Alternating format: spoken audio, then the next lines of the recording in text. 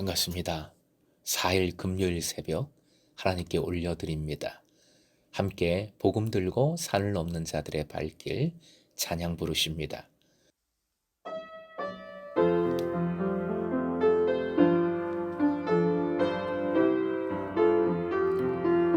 복음 들고 산을 넘는 자들의 발길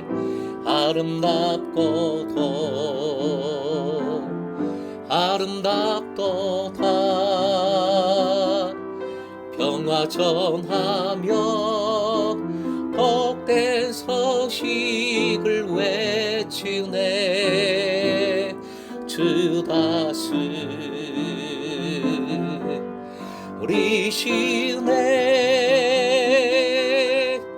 주 다스리시네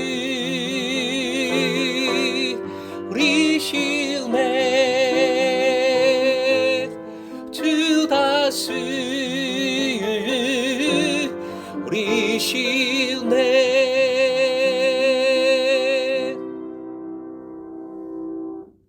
오늘 말씀 마태복음 10장 40절에서 11장 1절입니다. 내일 토요일 아침 6시 반 소그룹으로 모이는 온가족 월삭 기도회입니다.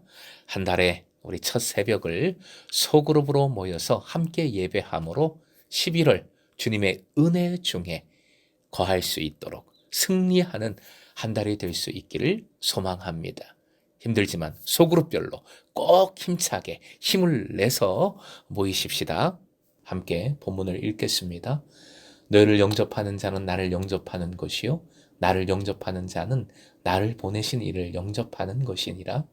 선지자의 이름으로 선지자를 영접하는 자는 선지자의 상을 받을 것이요 의인의 이름으로 의인을 영접하는 자는 의인의 상을 받을 것이요 또 누구든지 제자의 이름으로 이 작은 자 중 하나에게 냉수 한 그릇이라도 주는 자는 내가 진실로 너에게 이르노니 그 사람이 결탄코 상을 잃지 아니하리라 하시니라. 예수께서 12 제자에게 명하기를 마치시고 이에 그들의 여러 동네에서 가르치시며 전도하시려고 거기를 떠나 가시니라. 오늘의 기도 제목, 복음을 전하며 복음 전하는 이들을 섬기게 하소서. 복음을 전하며 복음 전하는 이들을 섬기게 하소서. 40절 끝부분 나를 보내신 이를 영접하는 것이라 하십니다. 나를 보내신 이는 하나님이시지요. 하나님은 예수님 안에서 사람들을 만나시며 예수님은 제자들을 통하여 사람들을 만나십니다. 이는 부활 이후의 상황까지도 염두에 둔 말씀입니다. 영접하다라는 것은 제자들을 단순히 손님으로 환대한다는 차원을 넘어서서 제자들이 선포한 예수님의 복음을, 하나님 나라의 복음을 믿음으로 받아들이는 것을 의미합니다. 2인칭형이던 문장이 41절과 42절에서는 3인칭형 문장으로 변환이 됩니다. 즉 너희들, 제자들에게 주는 말씀에서 일반적인 말씀으로, 일반적인 사람들을 대상으로 하는 말씀으로 바뀌고 있는 것입니다. 선지자나 의인은 구약 성경의 용어입니다.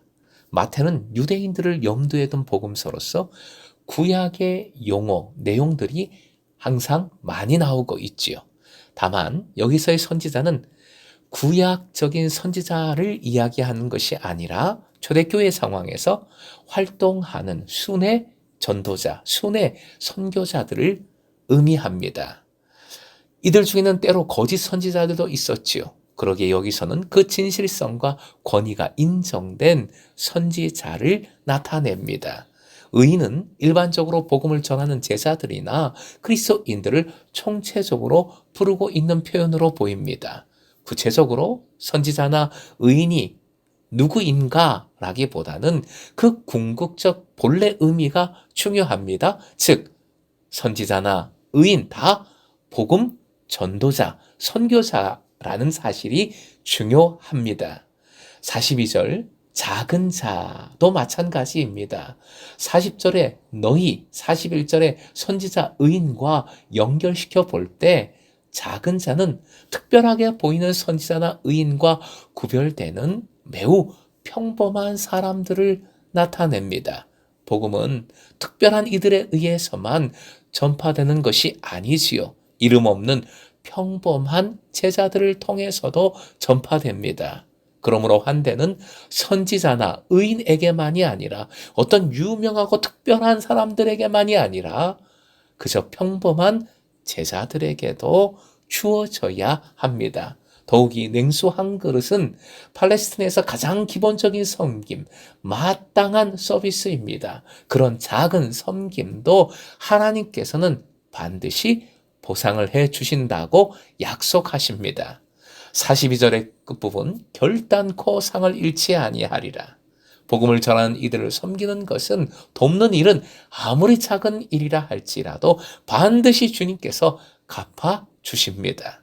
섬기는 이들에 대한 확고한 주님의 약속입니다. 이로써 10장 제자들을 파송하시면서 말씀하신 예수님의 명령은 12사도에게 주어진 설교로 시작해서 모든 그리스도인들에게 주어진 설교로 끝을 맺고 있습니다. 이어지는 11장 1절은 이 파송 설교의 종교를 선포하는 말씀이지요. 명하기를 마치시고 예수님은 또다시 여전히 복음을 전하십니다. 천국 복음을 가르치십니다. 명하기를 마치시고 12 제자에게 선교에 관한 명령을 마치셨다는 것이지요. 명령함이 맞춰진 것이지 명령의 내용, 명령의 효력은 영원한 것이 된 겁니다. 즉 지금 우리를 향한 명령입니다. 이미 명령은 맞춰졌습니다. 즉 우리에게 이 명령이 내려져 있습니다. 선교의 사명은 제자들이 해도 그만, 안 해도 그만, 전에는 했고 지금은 안 해도 되고 그런 것이 아니라 예수님을 따라 반드시 행해야 할 명령입니다. 지금도 반드시 순종해야 할 명령이지요. 본문은 한마디로 제자 되고 제자 삼는 일이라고 표현할 수 있습니다.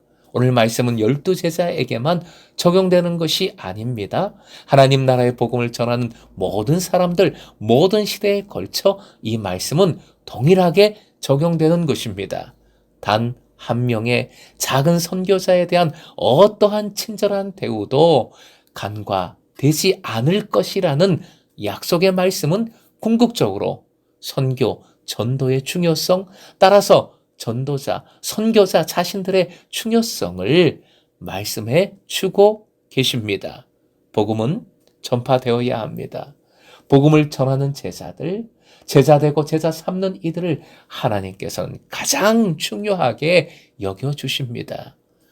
사랑하는 금성의 제자 여러분, 복음을 전하는 일을 멈출 수 없는 주님의 명령이 본문의 말씀입니다. 동시에 그 복음과 복음 전하는 일을 영접하는 일도 계속될 것입니다. 제자 되고 제자 삼는 일이 계속되는 것이지요. 이것이 선교입니다. 이것이 전도입니다. 가는 선교사, 보내는 선교사라는 표현이 한때 유행처럼 많이 쓰였었죠. 교우들이 보내는 선교사로서 해외에서 사역하는 선교사들을 후원하도록 독려했고 요청했던 말입니다. 하지만 이 표현이 그리 좋은 표현은 아닙니다. 가는 선교사나 보내는 선교사가 따로 있는 것이 아니기 때문입니다. 우리는 복음을 전하는 일을 통해 나에게 전해온 복음을 믿었습니다. 그래서 주님을 영접한 사람들, 예수님의 제자가 되었습니다. 그리고 예수님의 선교 명령에 순종합니다. 즉 이제는 주님의 제자로서 복음을 전하는 사람, 제자 되고 제자 삼는 일을 사명으로 행하는 사람으로 살아갑니다. 그러니 보내는 선교사, 가는 선교사, 따로따로가 따로 국밥이 전혀 아니지요. 사랑하는 금성의 제자 여러분, 전하십시다. 세품하십시다. 내 생일에 전도하십시다. 우리의 입술로, 우리의 삶으로 어떠한 방법을 통해서든지 선교하십시다. 미래 세대, 청년, 청장년, 이제는 전부 선교적 대상입니다.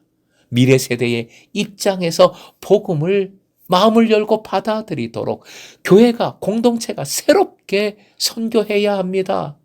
동시에 복음을 전하는 이들을 무조건 도우십시다. 냉수 한 그릇, 지금 같으면 뭘까요? 아이스 아메리카노 한 잔이라도 쏘십시오. 그런 섬김, 그런 도움, 하나님께서는 반드시 하늘의 풍성한 상급으로 쏘아 주실 줄 믿습니다.